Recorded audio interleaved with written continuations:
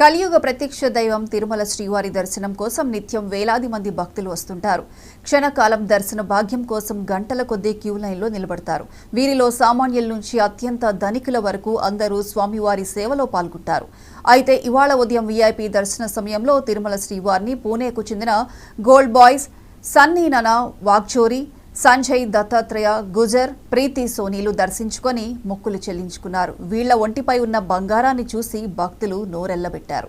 వీరు దర్శనం తర్వాత ఆలయం బయటకు రాగా వీరిని చూడడానికి, ఫోటోలు దిగడానికి భక్తులు ఎగబడ్డారు. వీరు ధరించిన ఆభరణాలు దాదాపు 25 కేజీలు ఉంటాయని చెబుతున్నారు.